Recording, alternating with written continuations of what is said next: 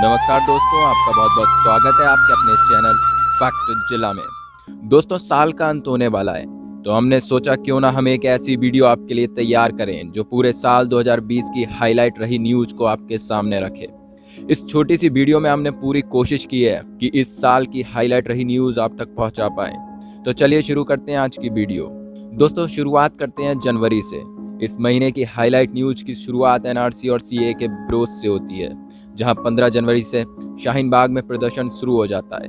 उसके बाद जो सबसे ज्यादा हाईलाइट न्यूज रही थी वो थी कोरोना की। जी हां दोस्तों, 30 जनवरी को कोविड-19 महामारी ने हमारे भारत में दस्तक दी थी। कोविड-19 का पहला मामला भारत के केरल में देखा गया। अगर हम बात करें फरवरी की, तो दोस्तों 23 फरवरी से 29 फरवरी के बीच दिल्ली के कुछ हिस्सों में सांप्रदायिक दंगे हुए, जिसके कारण कम से कम 53 लोग मारे गए थे। ये काफी दुखदायी घटना थी।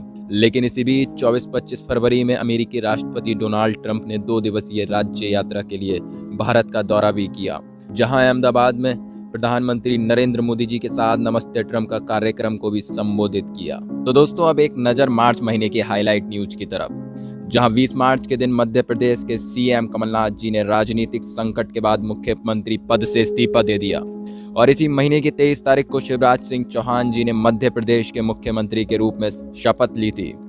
दोस्तों, ये महीना एक सबसे बड़ी न्यूज के लिए भी छाया रहा, क्योंकि इसी महीने की 22 तारीख को जनता कर्फ्यू का ऐलान हुआ था, जिसमें भारत ने कोविड-19 महामारी के प्रसार को रोकने के लिए 14 घंटे का लॉकडाउन लगाया था। लेकिन उसके बाद 24 मार्च को प्रधानमंत्री मोदी जी ने कोविड-19 के प्रसार को रोकने के लिए पूरे भारत में 25 मार्च की आधी रात से 14 अप्रैल तक 21 दिनों के तालाबंदी की घोषणा भी की थी।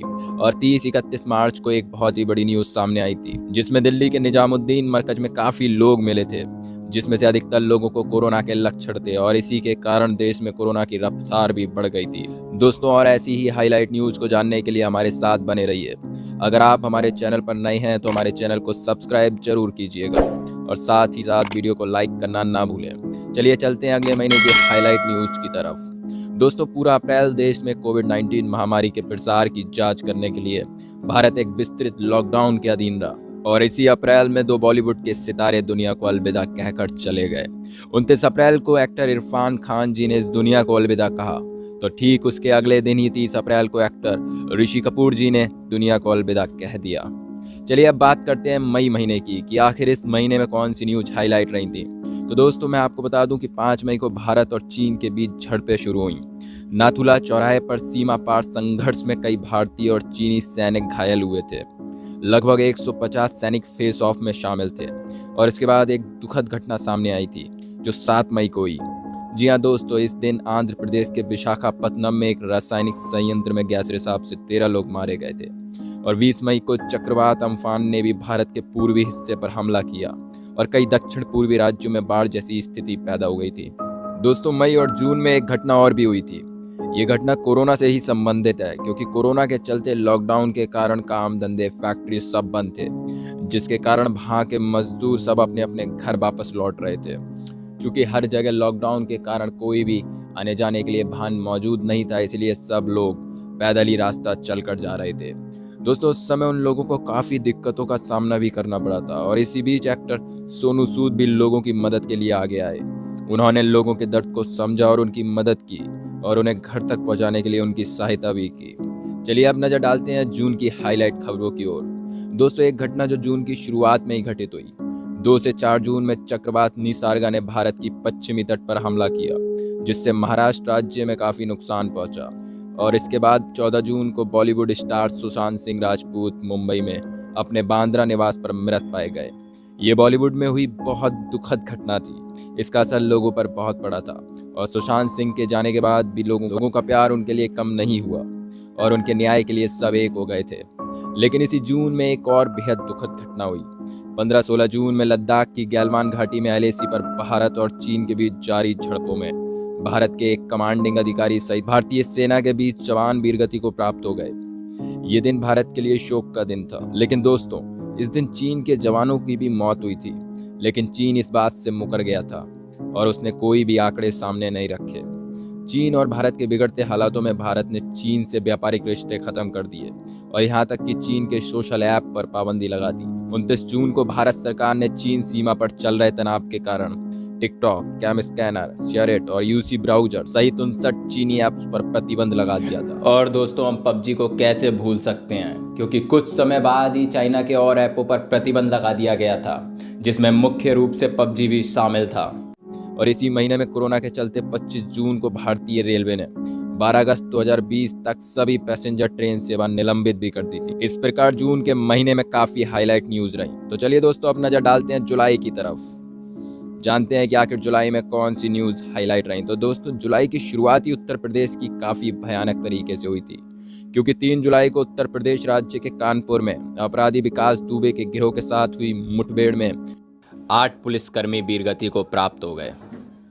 और ये एक बहुत ही बड़ी वारदात थी, लेकिन हमारे बब्बर शेर योगी जी के प्रदेश में ऐसा करना मतलब माफी की कोई गुंजाइश नहीं। और जब योगी जी ने अपना डंडा चलाया तो 10 जुलाई को वांटेड क्रिमिनल विकास दुबे पकड़ा गया और दुर्भाग्यवश गाड़ी पलटने से उसकी मौत हो गई। इस प्रकार मोस्ट वांटेड विकास दुबे का खात्मा हुआ। लेकिन दोस्तों कोरोना ने साथ अब भी नहीं छोड़ा, वो अब भी हमारे देश और विदेश में पैर पसारे रहा, जिसके कारण 17 जुलाई को कोविड-19 के पुष्ट मामलों की संख्या 1 मिलियन तक पहुंच गई।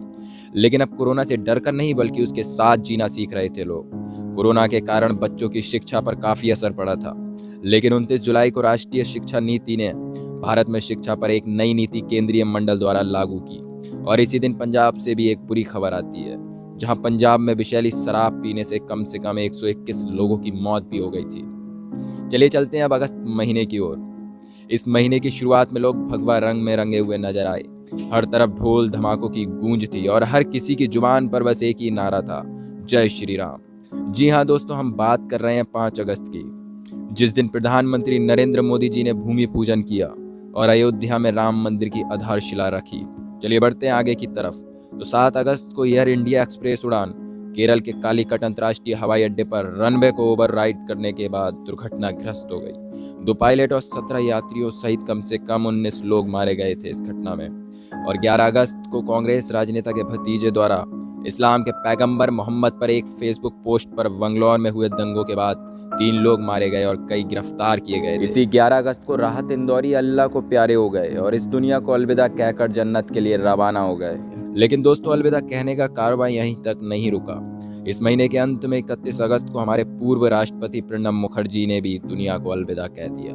इसी के साथ अगस्त की खबरों पर विराम लगाते हैं, चलते हैं सितंबर की ओर। दोस्तों वैसे तो सितंबर के महीने में एक न्यूज काफी हाईलाइट रही थी, 14 सितंबर की हाथरस कांड। जी हाँ दोस्तों, इस दिन यूपी में जो हाथरस कांड हुआ था उसके बाद सभी नेताओं ने अपनी राजनीति के खेल खेले थे, जिसमें उत्तर प्रदेश की योगी सरकार को गिराने की हर साजिश की गई थी, पर सारी की सारी नाकाम रही थी। और इसी महीने के अंत में एक न्यूज जिसने सबके मन में खुशी की लहर ला दी थी। ये न्यूज 30 सितंबर की है, जब अदालत में बाबरी मस्जिद के विध्वंस के सभी 32 आरोपियों को बरी कर दिया, जिनमें लाल कृष्ण आडवाणी, मुरली मनोहर जोशी, उमा भारती, विनय कटियार और कई अन्य शामिल थे। दोस्तों चलते हैं अक्टूबर महीने की ओर, जहां की सबसे हाईलाइट न्यूज रही थी लव जिहाद कांड। जी हां दोस्तों, इस महीने की 14 तारीख को निकिता को दिन दहाड़े गोली मार दी थी, जिसका सिर्फ इतना कसूर था कि वो लव जिहाद का शिकार नहीं होना चाहती थी। अगर बात करें नवंबर की, तो दोस्तों नवंबर की हाईलाइट न्यूज में हमारे देश की एक ही न्यूज सबसे ज्यादा हाईलाइट रही, रिपब्लिक भारत के चीफ एडिटर अर्नब गोस्वामी जी की। दोस्तों 4 नवंबर को उन्हें उनके घर से जबरदस्ती हिरासत में ले लिया था।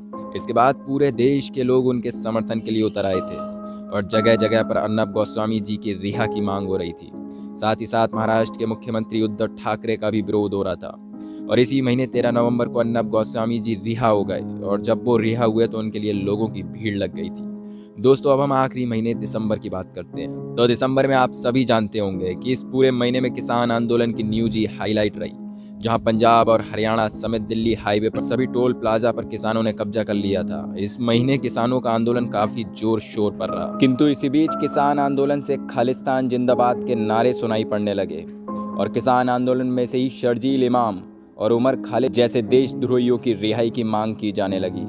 ये शर्जील इमाम वही देशद्रोही है जो असम को देश से अलग करने की साजिश रच रहा था और उमर खालिद को दिल्ली में हुए दंगे भड़काने के आरोप में भी दिल्ली पुलिस ने गिरफ्तार किया हुआ है।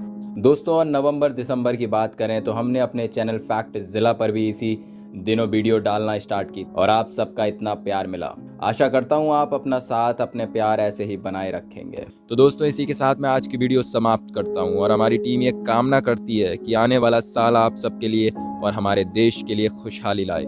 अगर आपको वीडियो पसंद आया हो तो लाइक, शेयर और हमारे चैनल को सब्सक्राइब करना ना भूलें। जाते जाते मैं आपको एक वीडियो स्क्रीन पर सजेस्ट करके जा रहा हूँ। मिलते हैं एक और नई वीडियो के साथ।